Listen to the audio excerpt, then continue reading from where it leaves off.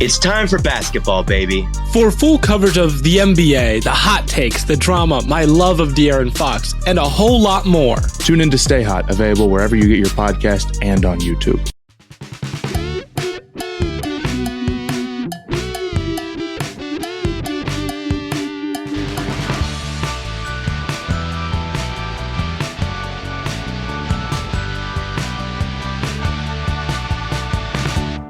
Hail cheaters, welcome to the I Was Cheating podcast. My name is Josh. I'm here with Brandon. Brandon, how are you? Josh, today I am feeling like a grizzled veteran of Fantasy Premier League. It's sort of a, not in a jaded sort of a way, but I'm sort of bellying up to this podcast and saying, what do we got? What do we got to do? Yeah. It's nothing like a week off because of the FA Cup. You can sort of take it for granted, go out to brunch with the wife. But now is the moment where I'm like, okay, I remember my job, Sarge. Do you need me to take out this gun position over here? Do you need to look out over here? What do we need to do? I was going to ask you, you did do a brunch this week? Because I know this is like the rule you have in your house, which is if it's an international break, you are required, or an FA Cup break in this case, you're required to tell your wife so that you guys will have brunch plans during what would typically be the Premier League hours here on the East Coast. Yeah, you have to give her early heads up. Like sometimes you think, I'll spring a surprise. Like, good news, tomorrow It's actually less a surprise for your partner and more of a, listen, babe, I'm not getting up tomorrow. You're used to me getting up at 7:30 a.m. East Coast time to watch, Fulham Bournemouth. Not this weekend. And then I get pelters for that. But this weekend, my wife and I celebrated 13 years of knowing each other and being together. So we made it through Lucky 13. It's all good luck for me and Leela and my fantasy team for the rest of the season. Wow. Well, that's nice. Yeah, I like when a little real life creeps into the pod. It does a lot on our pod, Brendan. I have to say, it's it slips in more than it should. I don't know. I think just the right amount. Just enough. Yeah. Just enough. Yeah, exactly. And I was on solo parent duty this weekend. And so on the one hand, it would have been nice to have the distraction of the Premier League. On the other hand, I probably didn't need the stress. So because your 6-year-old respects the fact that you watch sports at least every Saturday. I got hit back this weekend because I was telling Quinn, my 6-year-old, not to watch so much iPad, and this is the big battle in our house. And then Quinn said, "Well, what about you? You're obsessed with TV." I was like, "Where did you learn the word obsessed?" Yeah. And you're obsessed. I was like, "What?" I was literally, to be fair, I was complaining about them watching too much iPad while I was watching a football game on TV. Yeah. So there's this old PSA from when we were kids in the 80s going into the early 90s where it's don't do drugs. Drugs are bad. And the kid's dad is admonishing them like, where'd you get these drugs? Where'd you learn how to do this? And the kid says, I learned it from you, Dad. I learned it from watching you. So, some drugs are actually sports at the end of the day. That's exactly right. So on that note, an FPL is certainly a drug with all of its upsides and downsides.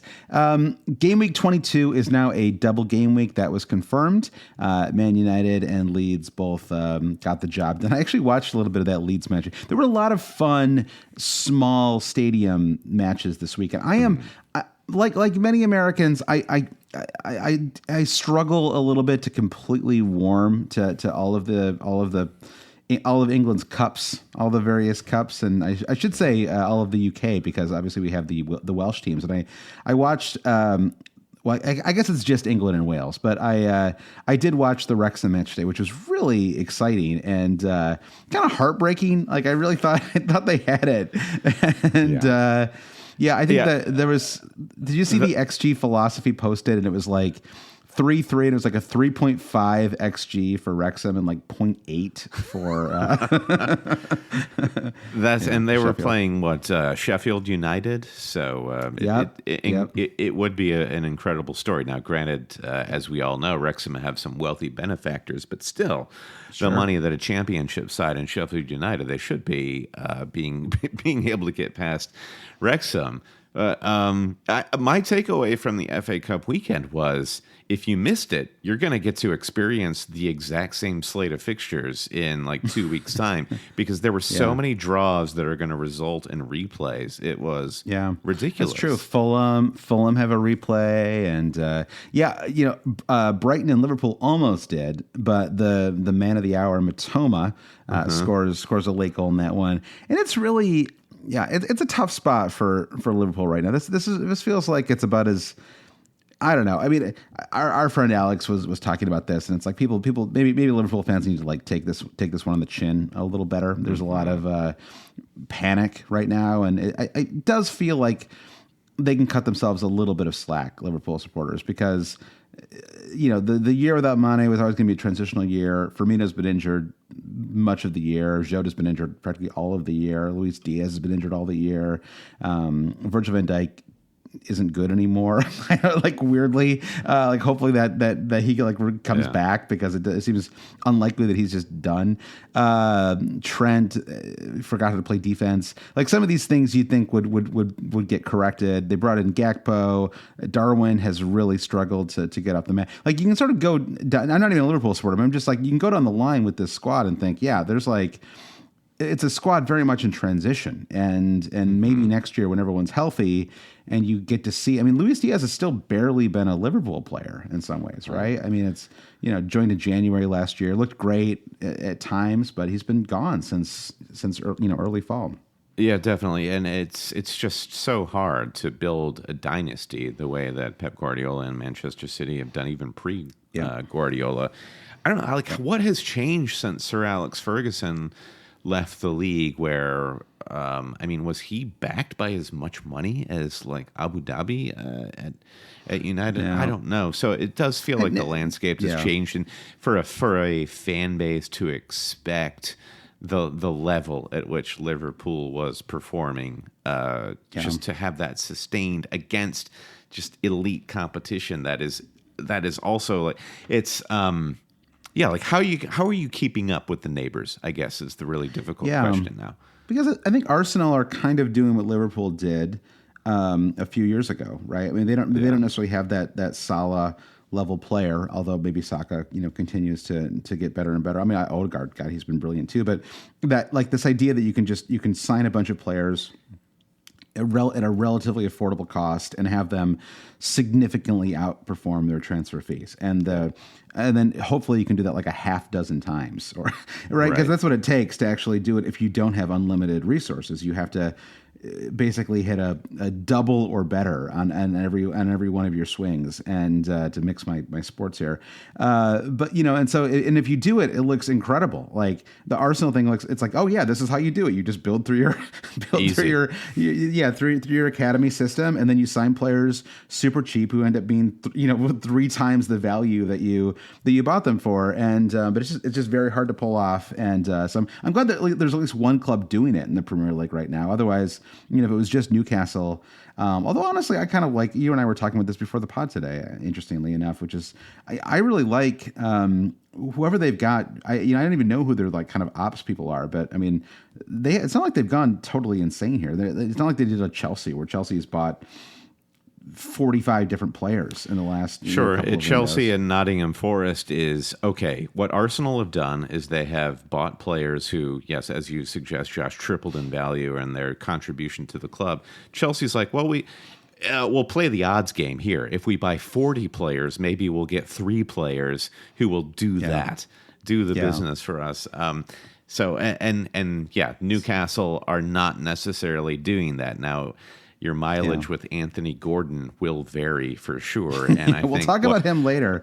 Okay. Let's do that. What are we talking about in this episode? Now we are talking about as you noted at the top, Josh. Game week 22 has been locked and confirmed as a double game week. So there's a lot of fantasy strategy that's going into that, namely Marcus Rashford. And we've got a triple captaincy chip burning a hole in our pocket. What's the likelihood that either you or I are going to play that, or should you be considering? And a good place to start is just with our own squads and what we're thinking with our fantasy teams ahead of game week 22. Now, our strength is not the sort of like prospecting and looking forward as what are other future machinations. So game week 25 could be a big blank pitfall. Game week 28 there could be doubles or blanks or whatnot. Yep. Josh, I think we're committed to kind of just like swerving on that because we need FA Cup replays and a fifth round of FA Cup for us to figure out exactly what's going on. So are we going to spin our wheels talking about all that? Well, no, we're not going to spin our wheels. I thought you meant we were going to spin our wheels talking about our own teams, and I was like, we can spin our wheels on other things. There's no doubt about that. Yeah.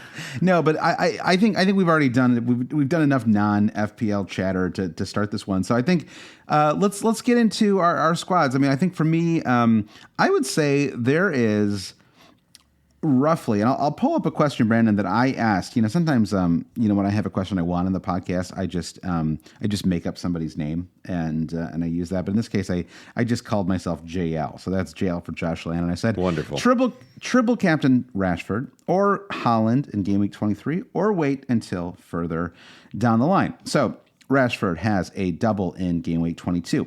As do the entire Man United squad, as do Leeds for that matter. So maybe triple captain Aronson, Brandon. Maybe that's got to be part of our pod too. Sure. So it's Palace at home and Leeds at home. Rashford has been in spectacular form. That continued into the first round of the the first leg of the Carabao Cup semifinal. He started again yesterday as well in the FA Cup. I think that if Rashford does not start in the second leg of the Forest Carabao Cup match, there is a really quite good chance. I'd say 75% or better that I triple captain him for game week 22. I think that Haaland is a totally fine and acceptable triple captain option for game week 23. But, the caginess of that Arsenal Man City match on Friday, the kickoff match of the FA Cup, just gave me a little bit of pause because Arsenal are a strong defensive squad. And I just watching that, I thought, it's like you sort of, you think about the two teams that Haaland plays in 23. It's Villa and Arsenal. And even Villa are suddenly like a much better coached squad. And it's Unai Emery is an excellent, sort of like he's excellent tactical manager. I mean, it's whether it didn't work out at Arsenal, it's worked out basically everywhere else he's been. And I think that it's so it's hard for me to see that one and think, oh yeah, that's destruction, right? This is not like that. It's not like they're playing Everton at home or something like that. Or maybe it's a bad example because you got the some Derby stuff there, but you know what I mean? Just some like Southampton or something. So it's so I don't really necessarily see either of those matches being especially easy. And even though we just saw Haaland kind of breeze his way through, and sort of get a hat trick without even trying last weekend, I think that there's enough gives me pause there, especially when compared to two really good home matches for Rashford. I would expect him to start both those matches. And honestly, I just think he's got an incredibly high floor for those two matches. I think if you were to ask me what the floor is for Marcus Rashford across those two, I would say, let's say he doesn't do anything, right? And he just gets a clean sheet in one of them, a clean sheet bonus point. So that's 5 right there. So I feel comfortable giving him at least 1 assist across those matches. So I'm going to give him an 8-point floor across those two. And again, we're just averaging here and sort of guesstimating. But in terms of his ceiling, I think he could get 20 points plus across these two matches. I don't see that as an insane return at all. I mean, it's ambitious, but I think that could happen. And so I think that Haaland maybe has that same range, but I don't know. I guess I'm just getting a little more worried about that Man City team and the fact that it just doesn't seem like it's as easy for them to score right now. And whereas Man United are really in great form. Then the other move would be to just hold off and triple captain somebody later. And the only reason I don't really like doing that is because the later we get, the closer we get to. I will certainly be captaining somebody from a top 4 squad, right?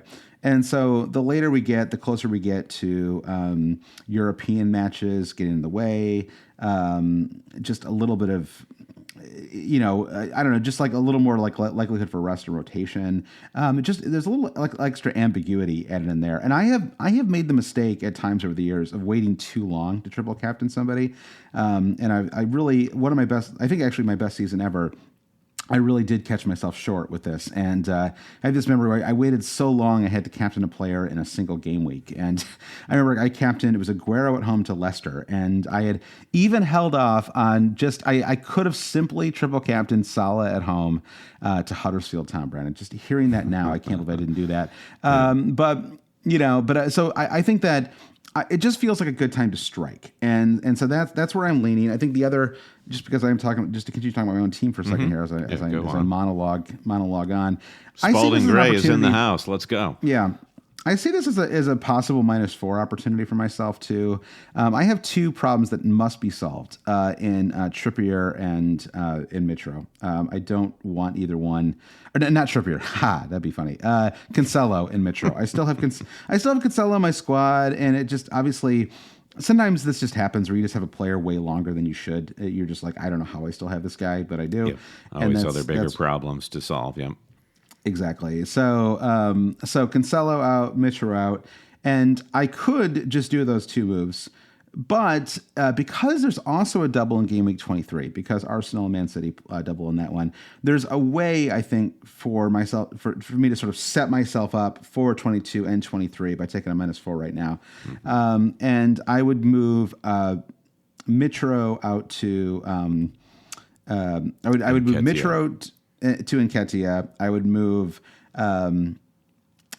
Cancelo to Botman, and then I would move Martinelli to Bruno.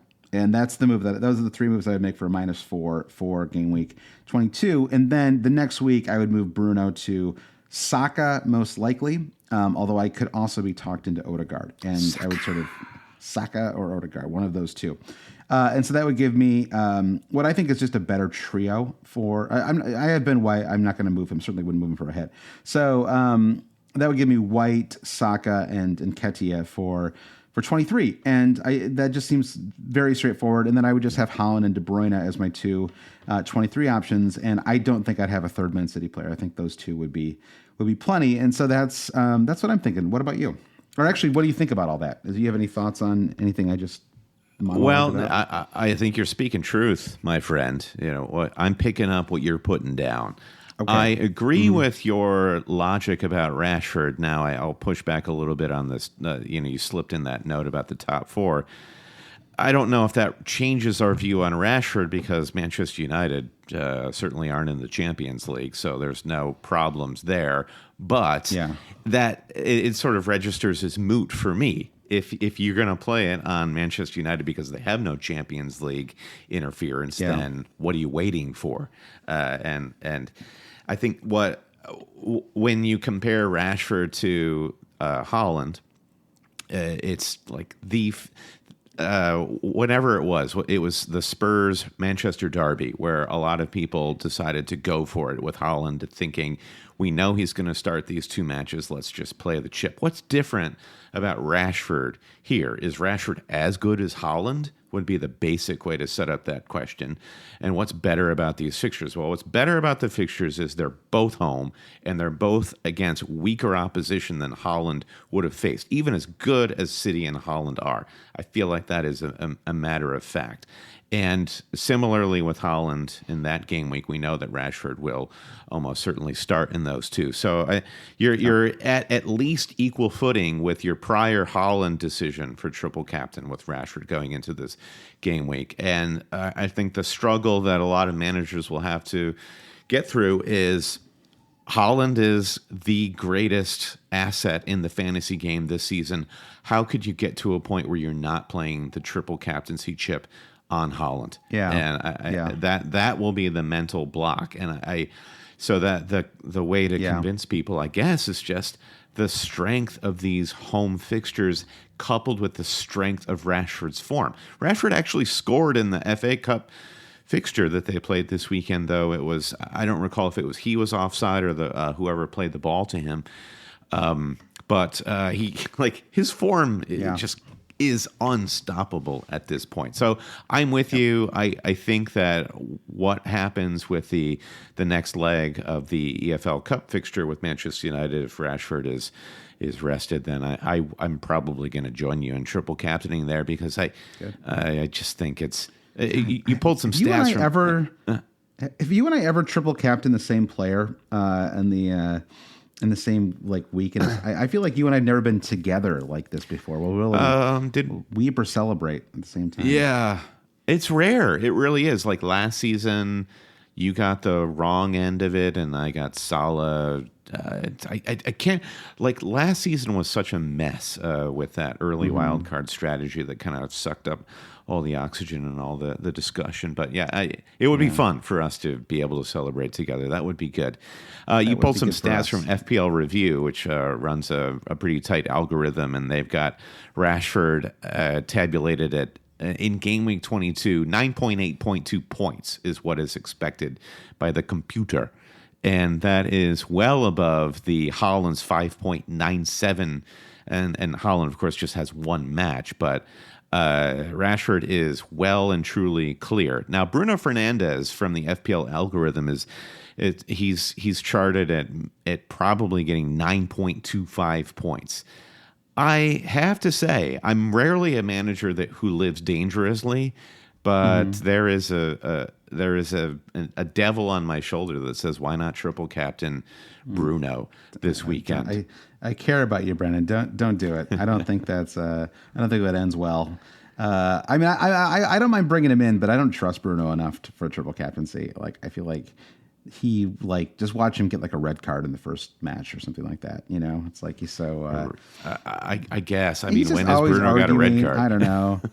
I don't know. Yeah, I mean, I don't know. Go for it. I mean, you know, I want to see it happen. I mean, I will laugh if you do it, but it's because I would not trust him with a triple captain. I hear what you're saying, and it's a rough comparison. If Marcus Rashford was not in the form that he is right now, Bruno would be more of a talking point, because I think it's clear that Manchester United as a team are in a really great vein of form, and these fixtures are not just true for Rashford; they're true for the whole team. You've got there are good defensive fixtures for Manchester United, there are good attacking fixtures, and so on. So I think that maybe there's not a case to be made to triple captain Bruno, but if you've already played your triple captaincy, I think captaincy on Bruno is a pretty low stakes gamble that you might consider.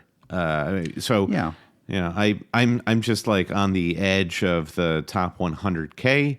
Is it going to be the Craven version of Brandon that just goes ahead and toes the line and says, let's just creep into that top 100K and play by the rules? I don't know. I mean, I just feel like you're calling it Craven, but like, I mean, you're going to be triple captain in a case where most people won't, or they will have already used it, right? I mean, because the Haaland triple captaincy, especially in the top 100K, was so popular. So, I mean, if you just go with the most popular captaincy pick for, assuming you do triple captain at 22, I mean, you're kind of net. It's going to be a massive edge, right? If he gets into double digits. So I don't see that as like cowardly to go with like the kind of the favored captaincy pick. That just seems like logical to me. 100%. I'm not suggesting that it is cowardly for anyone to go Rashford triple cap or Rashford cap. No, that's you did call it Craven.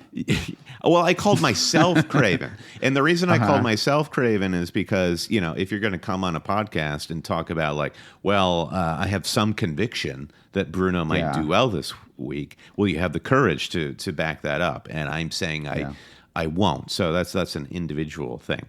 So the triple captaincy or captaincy is really the most interesting or compelling decision that I have to make this week, because I, like you, looking ahead to the doubles for City and Arsenal in 23, I need 2 transfers to turn Sam Greenwood into Nketiah, and that will happen by me turning Bruno Fernandes into an Arsenal mid.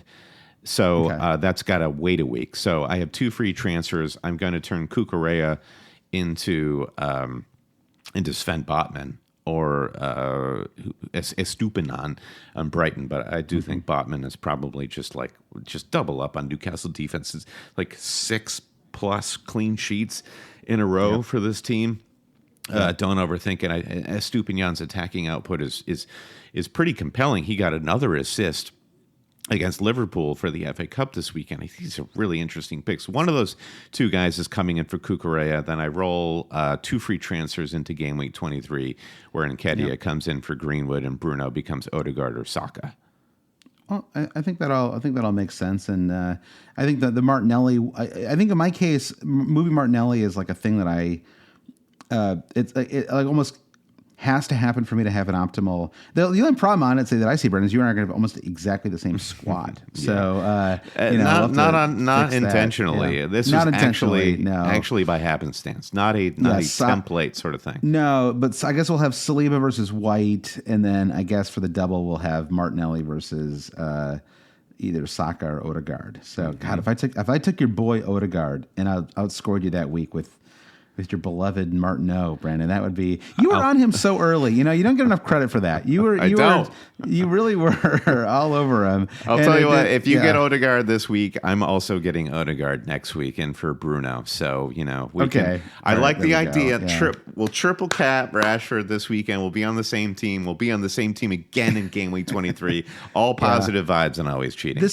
Exactly. This is what happens with the doubles is the teams tend to converge a little bit, and I don't think that's going to last much longer because I don't like you. I don't want to spend the entire pod talking about double game week machinations, and it's just not. I don't like. You can go find that online. Like you can go find all the various combinations of things that could happen. That's something that there are people who are very very good at that. Ben Crowlin, of course, being one of the most highly regarded, and he was noting in here, and this is, it's about Man United, but it almost applies to so many of these clubs, right? So Man United will double in game week 22. We already know that. They will blank in game week 25, assuming they reach the EFL Cup final, which they almost certainly will. They'll blank in game week 28 if they are Brighton reach the FA Cup quarterfinals. They'll very likely double in game week 29. They have a Europa League tie, by the way, on February 15th with Barcelona. It's a 2-legged tie. Barcelona, yes. So that's a really interesting. I mean, I presumably they'll be favored in that given their current form, but that's a really interesting Europa League round of 32 clash because for some reason they played so many Europa League matches. Another reason to maybe to be a little wary, right? Like let's say because again, the last leg of the double for 22 will be a full week before their first leg of the it'll actually be 9 days before their first Europa League match, 8 days. So they wouldn't rest him for that midweek ahead of 8 days later. Yeah. But by game week 29, when they have another double, it could be, I mean, I don't have the entire schedule in front of me right now, but it could be that they have a really tricky second leg of Europa League match, right? And maybe they're playing whomever, and it just sort of, there's a little bit of doubt that starts to creep in a little bit, Brandon. And so anyway, this is another reason why I think if you have the triple captain, it's acceptable to do it earlier. But also, I bring this up because there will be a lot of blanks. A lot of people will start to use free hit chips, or they'll start to wild card, or they'll start to do whatever. And so if it feels samey, if it feels like in your mini leagues, you and other people all kind of have a very similar squad right now, that's about to break apart again. And most of us still have a wild card as well, right? Because and virtually all of us, I would say, right? Because the unlimited transfers, there's really almost hasn't even been an opportunity to wild card this early. So that's going to really shake things up as well. And I think the strategic use of a wild card this year is going to be really, really crucial. And you mentioned you and I both catastrophically played our wild cards way too early last year. And so part of me is like, I'm waiting until game week 38 this year. I'm waiting until that final Sunday. Like I can't get it wrong if I wait until the final day, right? That's right. Yeah. Maybe I'll just hold it over and have 3 for next year. All right. So that's where we are. I want to get into some listener questions, but just a quick Patreon shout out. We got, we moved over to the Discord this month, and it's proven really popular. The conversations I think think have really it was like a shot of espresso to our online conversation. And I think it's really livened things that even the discussions after pods has been great. And so and we have a couple mods who are really helping us to kind of make the most of that channel. So shout out to Michelle, Emily, and James. And so I did want to quickly though just shout out some of the new patrons who've joined the Always Cheating. Whatever. I'm not going to say supporter circle. Supporter circle. Let's say that. Like I'm in the development department of a nonprofit organization. Mm-hmm. So, but a quick thank you to our newest January patrons. The month's not over though, Brandon. So we'll see. Who's still out there. But Miguel Mejia, James Collins, James C, Andreas Iverson, Sam Driver, Barry Parkin, Svein Skolt, Nigel Henze, Zafe Sichter, John Cox, Steve Pettit, Matt Supley, Eric Freeman. So some of these people are coming back, Brandon. Sometimes people, they take a little break. They get a little burned out. We were talking about our longtime friend, Jeff Patterson. Sometimes you hit a little wall and you need to step away from being hardcore FPL, and we totally go understand focus that, on yourself for a while. Exactly. Clayton Ferrazzo and Goran Hendrickson. So thank you to all the newest Patreon supporters. If you want to support the podcast, you get that extra podcast each week. I think our bonus podcasts have been really strong. And Brendan, I give you a world-class idea for some upcoming video content that we're going to do. I think people are really going to like it. So that's pretty good. I'm looking forward to that. So patreon.com/alwayscheating is where you can go to get that extra podcast, and we have t-shirts and all kinds of other cool stuff. So Brandon, let's take a break. We'll get back and we're going to talk more about Game Week 22. Guys, did you hear that a Lionel Messi trading card recently sold for over $500,000 on Golden Auctions? Golden is the leading and most trusted destination for some of the most significant pieces of sports and pop culture collectibles, and better yet, it's not just for those high-ticket items. Golden's new always-on marketplace and weekly auctions start at just $5. That means collectors of all kinds can enjoy the same quality, convenience, and seamless user experience that Golden is known for.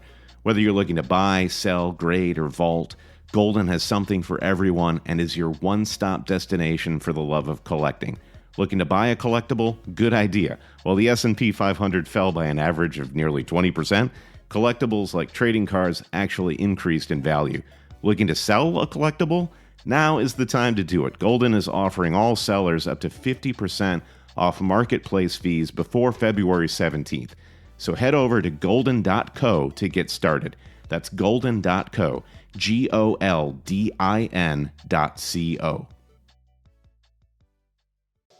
Guys, did you hear that a Lionel Messi trading card recently sold for over $500,000 on Golden Auctions?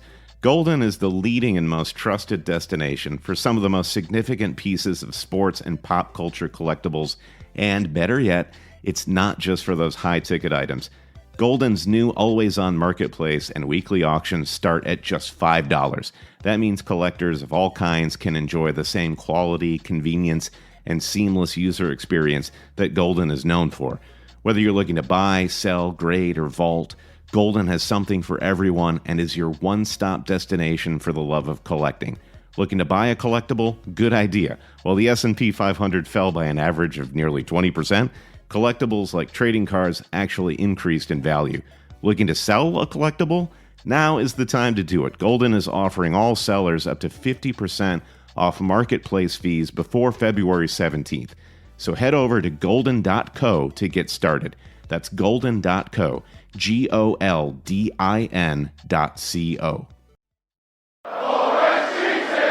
All right, Josh, we're back. A quick programming note for you YouTube users. Always Cheating. Every episode is now available on youtube.com. You can find us at youtube.com at Always Cheating. And our fine friends at the Blue Wire podcast family have figured out a way to basically move all of our audio content directly to our YouTube channel. So if you prefer to consume podcasts on YouTube, we're there. And we've got some other great video content as well, a lot of what we recorded during the World Cup. And hey, Josh, we're not immune to the trends of the podcasting universe. A lot of great FPL content creators are doing video, and that's something we need to get better at. So this is kind of us just getting our feet wet and getting the juices flowing on the Always Cheating YouTube. So just head over there, subscribe to our page. You'll get every episode, and as we start to produce some video content, you'll be the first to see it. So that's just a programming note, Josh.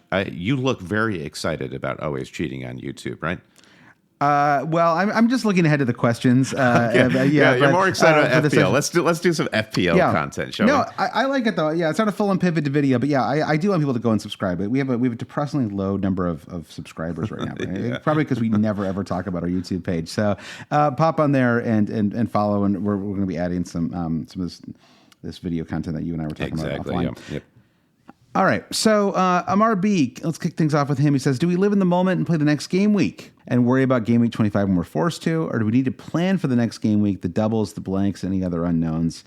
Do you want to kick off things? Do I want to kick it off? I mean, right now I am definitely in the headspace of planning just for the week ahead. I think we kind of touched upon this earlier in the show, how there are still results from cup ties that will influence what blanks may happen. We know it's likely to happen. But I think specifically with game week 25, who is likely to blank? It would be Newcastle, Brighton. Who else am I forgetting? But these are teams that are really strong fantasy teams. And I don't want to cut off my nose to spite my face. I was talking about either bringing in a Newcastle or Brighton defender, because those are really the two best defensive options, it seems, given we're already covered with Manchester United and Arsenal. Yeah. So, we have the free hit chip at our disposal if you suddenly paint yourself into a corner heading into game week 25 and you can only field a few, but there will always be, I think in recent fantasy seasons, you'll be staring down the barrel of a game week where you have to decide, is fielding 8, 9, 10 players good enough? And often almost in those situations, if you captain the right player, it certainly is. So I don't want to compromise the integrity of my fantasy squad this far out from game week 25 just because of the prospect of some blanks. Do you agree or disagree, Josh? Yeah, I do agree. I mean, I think it's reasonable to keep it in mind, but I think it can get crippling for one thing. I think that it can get too much in the way, and I think the real situation right now is that we have Man United, one of the most informed top teams, very likely to go Champions League spot this year, in great form, and they double. And then you have Arsenal and Man City, the top two teams in the league who double in game week 23.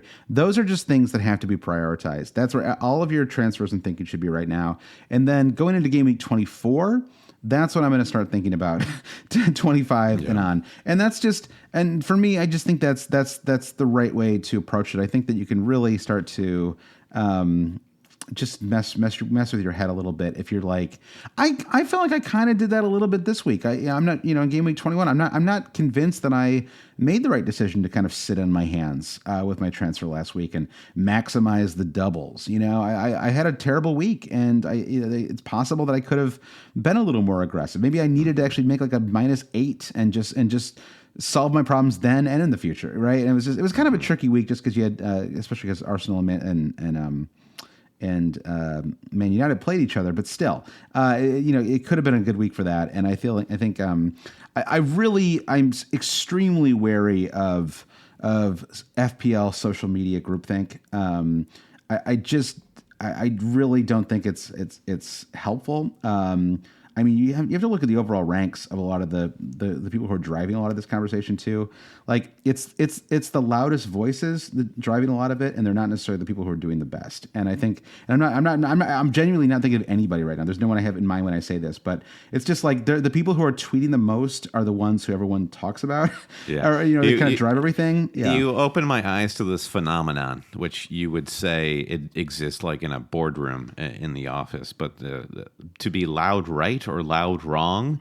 It's almost indistinguishable so long as you're loud. And you see that on social media is the loud people, and they could be loud wrong, just out there preaching loudly certain strategies. And it's up to you to figure out, what path you're going to follow. Yeah, and I just think people need to chart their own a little more, so anyway, I think that it's my focus right now is on that. I suppose it would be worth keeping in mind that maybe you want to have the best, like if you're like, if you need like, if you, especially like with like a Matoma or like, if you're like, okay, I'm thinking about 25 right now, I have this blank, I really don't want to play a free hit. And I need to make a combination of 3 or 4 moves to have the best possible team for 22 and 23. Then maybe yes, I would think, all right, does this player also have a fixture in 25? That may be something I would keep in mind. But again, we don't. It's not completely. I guess we actually know some of the confirmed fixtures, but some of the ones that aren't going to happen aren't necessarily locked yet. So again, I think that's where it gets a little tricky. You can kind of get too clever with some of these. I think the harder decision for the prospective blank in 25 is going to be, who do I get rid of? We're going to be asked at that point in time to get rid of some very valuable players in our fantasy squad. And that's really the cognitive dissonance that I have, is like, you're telling me I shouldn't bring in some of the best fantasy options right now, like Matoma and Botman, because of that. And then we'll get to 25 and you're like, you're telling me I have to get rid of them because of this? It's a real mind. It's really doing my melon in, Josh. I know it's doing me in too. And I don't know. I'm not convinced. Also, like, often you're like the players that you target for these blanks, it's like, they're players that you're going to get 2 points from. Right, like they're like they're totally worthless. That's why I say what they're in those blank game weeks. It's just gonna hit the captaincy. That you got to roll the dice, hit the captaincy, and you can cruise on through that blank game week like it was nothing. That's right. It's a lot to ask, but it can happen. Yeah, I've said this before on podcast, but I think it's really important to think about range of outcomes. Right, like in a particular game week, is the range of outcomes 60-point floor and 120-point ceiling? Maybe it might be for game week 22. In a blank game week, the range of outcomes is probably like between 45 and 62. Right? There's just not that. So getting it wrong in a blank game week is just not going to hurt you as much as getting it wrong in these really important ones that we face in the next 2 weeks. So let's move on to the next question. I guess this is kind of sort of a line. I wanted to start off with some big picture philosophical questions. I love it. That's what we're doing. Let's take the long view here, Joshua. Yeah, let's take the long view here. Exactly. I think that's our. I think we're better on that stuff anyway. Brandon, Chris says, should we go for the easy moves that suit our team, or prioritize bringing in the best player? For me, I can get Nketiah in. I own White and Martinelli, and I'm wondering if I should prioritize getting Odegaard and Saka instead. I'm there right now too, Brandon. What do you think? Well, if you're talking about which Arsenal player do I get in, I think if you're talking about do I get Nketiah or Odegaard or Saka, I'm not sure you can really go wrong with any of these guys. They all seem like tremendous options to me. In my situation, I have Sam Greenwood as my third forward. This is no bueno. This is not good. I'm not talking about the Wolves fullback. I'm talking about no good for me. And so Nketiah starts to feel really good for somebody in my position. So that's how you could look at it in a team-specific situation. I think a lot of people have pretty solid midfields. They're just like, I have a solid midfield, but I don't have these really informed Arsenal players. So should I get them? So take that into account. Your midfield might actually be really good. Therefore, just go for Nketiah because he will strengthen your front line while you have, over the next 1 or 2 weeks, a good midfield. That's how I'd probably think about it. But in terms of like what's good for your team versus what's the best move, they're one and the same, are they not? Like, how would you distinguish that? I guess there's like an element of like upside chasing here, right? There's like it's not necessarily even keeping up with the Joneses, but it's just this like sort of, is there a player out there that could get me? I'm thinking about this with Martinelli a lot right now. I mean, Martinelli has been great for me all season, and we had a lot of questions about Martinelli and what to do there. And I think for me, and maybe other people are in a similar position, so hopefully it's not specific only to my squad here, but I see a way to maybe really target the 22 double but it also kind of gives me an out to have a slightly better midfield option than Martinelli. And it does feel like well, it's hard to say. I mean, the Trossard thing, I'm actually not as worried about as some people are. To me, Martinelli still owns that left wing spot, but it does mean that he's probably going to get subbed more often and earlier. He has been pressing a little bit. It seems like he's not quite in that like kind of peak form that he was in at the start. I think Odegaard and Saka are just seem a little more. Well, it's kind of interesting. I mean, because you sort of the way that Arsenal play, Martinelli gets a lot of the ball, right? A lot of it, and he and Zinchenko have really have a nice partnership on the left, and so he gets a lot of the ball, and so from fantasy perspective, it's very exciting. It just sort of seems like he gets the ball and then he kind of sends it in, where it pings around for a while, and then Odegaard and Saka like take care of it and finish it. And I don't know. Martinelli did this. He did this against Man City this weekend in the cup tie, where Martinelli just drives to the touch line or the goal line, and it was kind of incredible how many Man City defenders he was able to get past. But at some point, Martinelli's got to lay off the ball, and this seems lay it off and pass it off. And this seems to be Martinelli's main mode at this point. Just like see how far he can plunge into the 18-yard box and then toss the ball off. And Odegaard and Saka, as you suggest, Josh, are there to basically do some sort of beautifully polished finishing maneuver and all the work that Martinelli has done. So if that doesn't feel great from a fantasy perspective, if Martinelli is out there doing all the hard work and not getting the assist and goal returns. I think if I was in your spot, I would do the same, and I would keep Martinelli. I think it's really situational. I think that if there weren't a double in 22, I would probably keep Martinelli. I think the fact that you can kind of talk yourself into moving Martinelli to focus on the part of the problem is Everton are not exactly you're not moving Martinelli during one of the weaker fixtures in Arsenal's calendar, and so I think that. But I'm also planning to bring in Nketiah, so I feel like maybe I'm slightly covering myself on that move on that front. So I think it's very situational. I think in general, the move that you can make the easiest for your squad is the preferable move. Maybe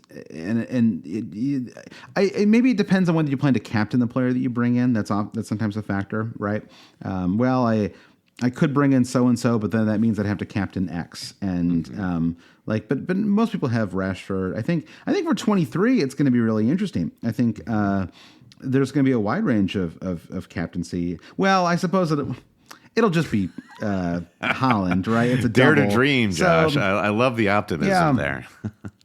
So it does make it. Yeah. So again, that's another reason why I wouldn't move Martinelli if it didn't, because what I had been thinking about for a while was, well, I'll just move De Bruyne to Bruno, and then. But I don't want to do that because Man City have a double in 23, and so then I'm basically burning two transfers on De Bruyne in and De Bruyne out, and that just feels like a not like an optimal use of my transfers. Like I could probably fix other I mean, if I do that right, like let's say I did that move, I still have a Cancelo problem to solve. I still have a Mitro problem to solve. Whether you think Mitro is a problem or not, I've not had the good Mitro all year. I don't know.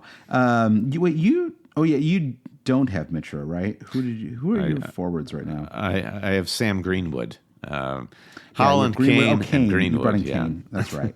Yeah, Mitro is he's been like Ivan Toney was for me last season. Similar, just like he's hot streak. Okay, I'm a believer. Let's go. Get him. A little bit of an ankle tweak. Sorry, yellow card accumulation. Blah blah blah. I know it's been so frustrating. And then Fulham, they had that kind of frustrating match. Was it the Chelsea match where they it just felt like they weren't quite as sharp as they. The Chelsea match, my friend. The Spurs match. Yes. Yeah, we are the kings of West London at the moment. We'll see what happens this coming weekend when we go to the Bridge. But we own West London at the moment. Friday a match, by the way. So something to keep in mind with your transfers. Do not hold off on hitting that triple captainship until Friday night because you will miss your window. These Friday ones sneak up on so many people every year. And I remember my friend Louise in the neighborhood. This happened to her in game week 1 this season. She's like, I can't believe it. I forgot about the 1:30. It's the Friday and then it's the 90 minutes before as well. And that double, because that's like again, in the East Coast, that is lunchtime, baby. And a Friday lunchtime, that I am ideally enjoying myself at a Friday at lunchtime. I'm not saying I'm like drinking. I'm doing something. I'm not just sitting there eating a sad salad.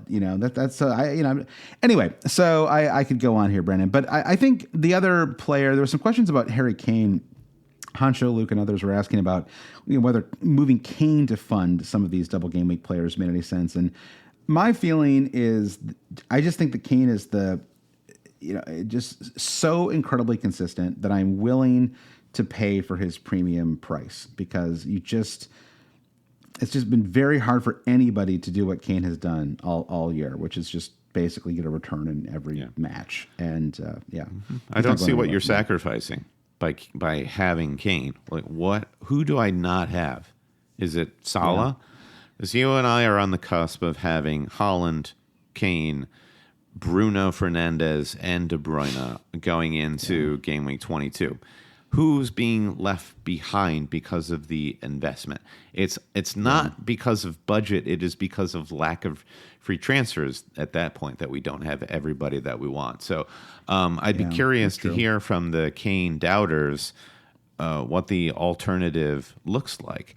If Mitro and Tony were both firing simultaneously, or if Darwin came back into it, then that's possibly interesting. But as it is, Kane is clear the second top points scorer in the fantasy game. There's no argument against him at this time. This is just a quick side note here about Man City, Brandon. And maybe another argument against triple captain Haaland for game week 23. I was just looking at the game week 23 schedule. So Arsenal play Saturday Saturday 3 p.m. and then Man City played the final match on Sunday, and then Arsenal Man City is that Wednesday. So Arsenal have an extra day and a couple of hours off between those two fixtures. And that's a home match for Man City as well, that Villa match. So there's got to be at least a reasonable chance that Haaland doesn't start that match, right? Or that Pep plays something less than a full squad. You'd have to think that an 80% strength Man City squad is enough to beat Villa at home. And so he may prioritize that Arsenal match. Yeah, and for those of you scratching your chin and wondering when Champions League starts again, Man City's next Champions League game is at the end of February 22nd. So it's still a ways off, but how that relates to game week 23 is that Arsenal City game is on Wednesday, February 15th, and then it's the following. I guess it's a Tuesday, probably the February 22nd. So it's going to be quite a run for Haaland there of fixture congestion. Yeah. So I didn't mean to derail what you were saying there, but it's really it's tricky. So and I actually Wednesday, that 22nd is a Wednesday for that Champions League fixture. So it's Wednesday Arsenal City to Wednesday the Champions League. That's a full week just for those keeping score. I think that because of all that fixture congestion, that does make me think when I'm thinking about burning 4, burning 8, whatever to build a team up for the next couple of weeks, a Man City defender is not part of that conversation for me. I am that's just a big no thank you for me. I mean Ederson is too expensive. You can get Ederson level returns at $1 million cheaper from multiple players, and I think that. All the defenders, it's chaotic, right? I mean, it's just it's Ake's coming in at halftime. It's now that we know this Villa match is 3 days before Arsenal. It's I don't know about you, but I really don't want any part of the Man City defense going into this double. Fabian Schär currently has 43 more points. He has 43 more points than John Stones. And the highest defender for Man City right now is João Cancelo, who is persona non grata in the FPL community because he just doesn't play anymore. Your next best bet is John Stones, and it just all, best teams, best defenses are one thing, but fantasy returns are a completely different beast. And I'm with you. I don't understand the appeal of City defenders because of the rotation, plus the budget, plus the returns you're expecting. It's pointless. Well, Brandon, I'm just so impressed with the amount of substance that we have in this podcast. Real substance. It's unbeatable. Once every 3 or 4 months, we have to have a substantive pod, and we're doing it right now. All right, let's do 3 more questions to round out this week's pod. Okay, Bram. The first one is from FPL Brooklyn. It says, "Can you do a best three assets from top 4 teams section?" Okay, for Arsenal, City, United, and Newcastle. Okay. So let's start with Arsenal. Top 3 assets from Arsenal. If I was wildcarding right now, I would have Nketiah. If I was wildcarding right now, I'd have Nketiah, Saka, and Odegaard. Those would be the top 3 players that I'd want from Arsenal right now. No argument. No defenders, sadly. Yeah. No argument. I think the double Newcastle defense opens up that Arsenal triple up as well, because I think having an Arsenal defender for the first half of the season was really appealing. Yep. But the budget consciousness and the fact that Newcastle don't really need a lot of your attention going forward at this time and are so solid defensively means you can focus your Arsenal buys up front. So easy. Yeah, I agree totally on those 3. Yeah, we all should have bought. We should have been doubled or tripled up on Newcastle. That was clearly the move, and we're all catching up, but a little late, unfortunately. For Man City, I actually can't think of a third. I would go Haaland, KDB, and even KDB I'm not hugely enthusiastic about, and then blank. I'm leaving that third spot blank. My Man City team. I mean, it pains me to say that the FPL trap that is Riyad Mahrez, but he's the form guy. But this is the issue with a team that is as mercurial as Man City are. Is you're constantly just chasing the foreign player. Last season it was, I've got to move from Bernardo Silva to Gundogan to Kevin De Bruyne. This season was like, well, is Grealish going to be the guy? No, maybe it's. So it doesn't seem like the best use of funds. I agree. Double up on City Max. Yeah, Grealish. I don't know. Yeah, Mahrez, Grealish. No thanks. That's a big no thanks from old Josh Landon. And the next club is let's go with United. I think that was pretty easy too. I guess the only question is, would I order Shaw over Bruno? I guess I would. I guess if I was ordering, I'd go Rashford, Shaw, Bruno. Although I think Casemiro, Brandon, got a brace in the FA Cup. He has to get like a little bit of a shout, right? He's getting returns for his incredible price. If you can't get Bruno, it's not terrible to get Casemiro. I love this. You hate that so much that I have Bruno. I love that. I just think you're not Luke Shaw over Bruno. That's so wild. I think. I mean, like, Bruno hasn't really been that good this season. I'm sorry. He's got 4 goals and 5 assists, and I mean, he's had a nice little run where he had that offside goal that they counted, and we love it, folks. Yeah, but I think, I mean, I used to love Bruno, and so it's like I used to love Bruno, and he was so poor to start this year that I've had to like fall back in love with him, which I think you and I have like flipped on this, because you used to hate how much he jawed with the refs and his like permanently sour expression, and now I hate that, but I don't. I never felt like that manifested in a huge amount of discipline that made him not great as a fantasy asset. So you think I'm reluctant to bring in Bruno because you have him already, and then I'm I do. God, I mean, maybe you're right. I hadn't even thought. I gotta go talk to my therapist about this. I want to hear. I want to break that cone of silence and then eavesdrop on that conversation. But Manchester United right now are kind of funny because it's almost like Manchester City in that you have these potential players. Anthony is nowhere as good as Riyad Mahrez. Let's be clear about that. Maybe if he, maybe in a decade's time, he will be. But there just aren't. You have the fact that you're talking about Christian Eriksen and Casemiro. The double pivot as the fantasy options is problematic from the optimal fantasy point of view. So it seems odd to say that you wouldn't even do it. Is Rashford, Bruno, and Shaw.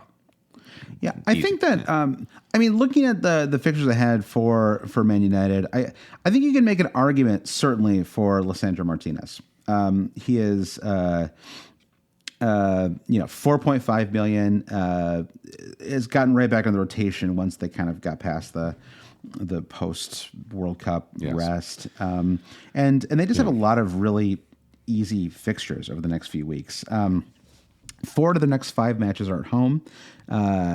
Palace, Leeds twice, Leicester, Brentford. So that's their next 5. And for me, I'm most likely going to move Bruno the second that I get him, right? I have him for the double, and then again, let's leave aside our personal Bruno stuff here for a second. All right, but, finally got in your head. Success. Yeah, exactly. But whereas if I got Martinez, I would probably just start him for the next 5 weeks, right? And so he's an important player to call out because I think a lot of managers will be in a position where the only way that they could get Bruno is to take a points hit to go -4 instead of getting in somebody like Lisandro Martinez for free. And I think that I believe that's a fair and good argument to say, well, if you can get Martinez in over Bruno for free instead of a -4 for Bruno, then that would probably be the optimal move for the double in 22. And as you're suggesting, then you get to amortize that Martinez move over the coming month because the fixtures are good. Yeah.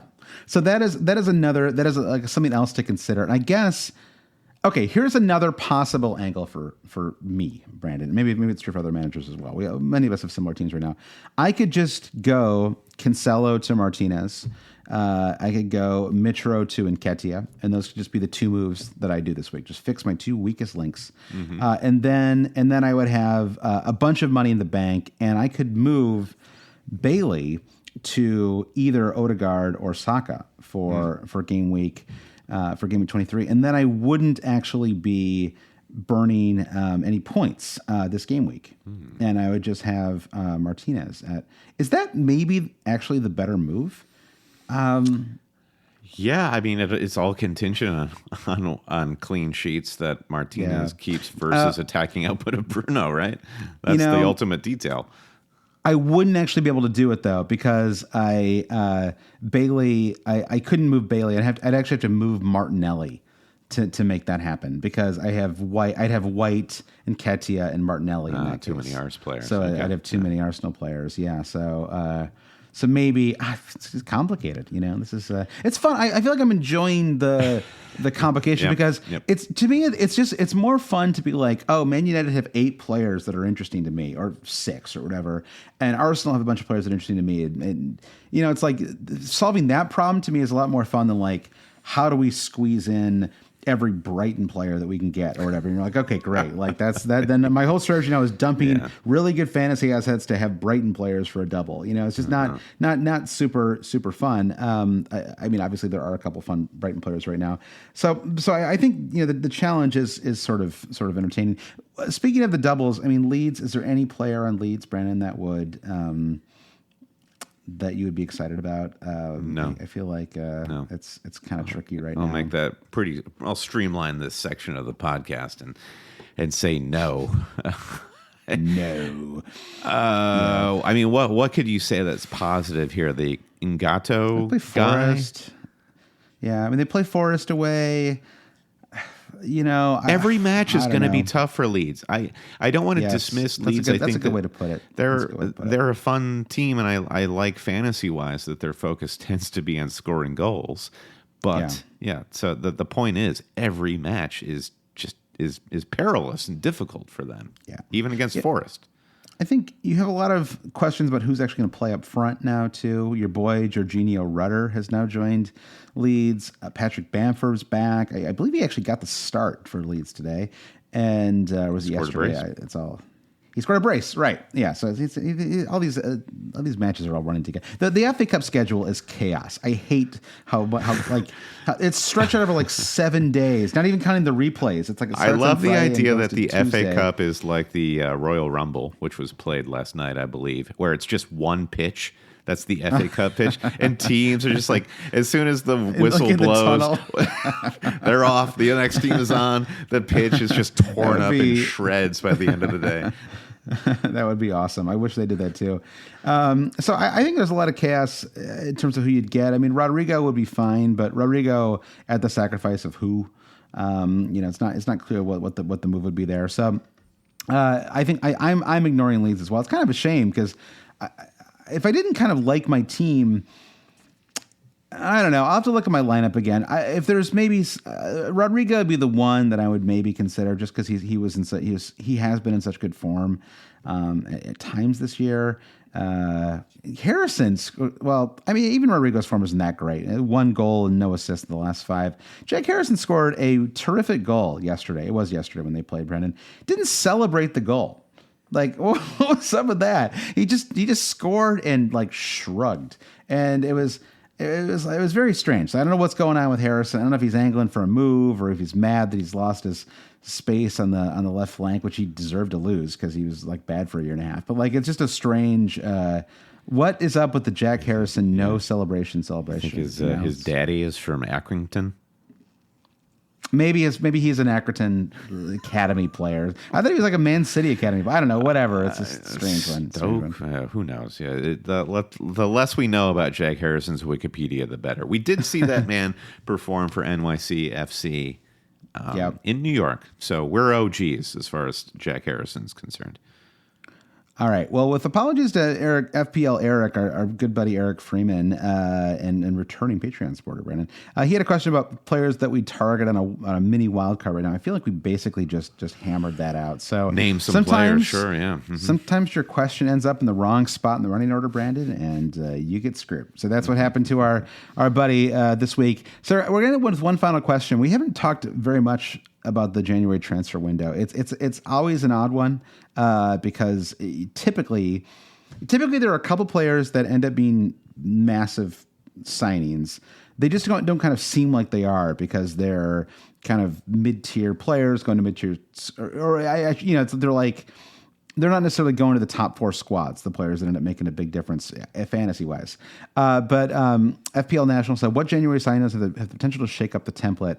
And just looking at this list, I mean, I was looking through transfer market and just kind of getting in sum. Anthony Gordon, Brennan, is the second most expensive signing. This is in all of Europe. This is not just in the Premier League. In all of Europe, Anthony Gordon was the second most expensive signing, and we all can understand why, of course.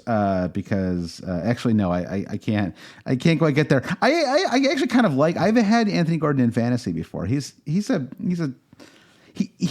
better than he looks. I feel like that's the problem with Anthony Gordon is he looks like Opie from this is like a really old reference. He looks like central casting for guys new to the front line who are going to get killed by the Nazis like their first day out. He's got a real red shirt vibe to him. Yeah, he is a true Star Trek red shirt Anthony Gordon. So yeah, but it's true when he's a bit of a baller. He's got a ballerness about him, and it's strange to go from Everton fans in the stands hugging Anthony Gordon and kissing the badge to him. It smacks a little bit of his agent doing a bit of Grima worm tongue sort of action, like you're better than this, boy. You've got to get out. You got to do it though. I mean, if Newcastle are offering $45 million, you got to. Yes, in that situation, you suspect everybody wins. The problem for Everton is, in their situation, if somebody goes out, another must come in. And nobody appears to be coming in for Everton. There needs to be two. It's like the Sith, It's like something's got to. There needs to be a pair. And there'll be no Sith dyad here, Brandon. Forced or stupid. Anyway, don't get me started on Last Skywalker again. I cannot. I'm still mad about that movie. Josh. Yeah, the dead speak! ! So you have Anthony Gordon, you have Murdrick. I mean, Chelsea dominate this list. It's ridiculous. I mean, you have Murdrick, you have Benoit Betashile. I think I'm saying that correctly. You have your boy Brandon. You got a lot of your boys in this list. I'm surprised. Boys, your boy Noni Maduke, and then your boy Malo Gusto as well, which sounds like what Never mind. I feel like that is a line from a Sublime song. Ya boy, malo gusto. Anyway, there's some real randos here. Who else is on this list? Well, you have again. Your boy Jorginho Rudder is on there as well. I'm surprised to see Jorginho Rudder here because he is my boy. Yeah, exactly. So many on this. These players that you target for the January window, Brandon, they've all gone to Chelsea except for him. We don't even have our American cousin, what's his Weston name? McKennie to Leeds. Weston McKennie, who wouldn't be a fantasy asset, but it'd be fun to see if that happens. I don't think he'd be a fantasy asset. I think I got burned with Aronson. I don't want to go back. He will be. He'll be like a Casemiro type, where if all goes according to plan, he'll have his moments, but not enough. Yeah. It'd be fun. I mean, him and Adams, they'd be like a cool little, duo in the center there. Major League Soccer, yeah. Yeah, and then Trossard, who I'm not.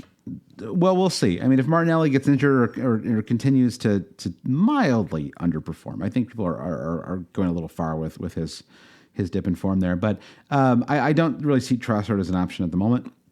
Nor would I target him for the double in 23. I think it's too risky.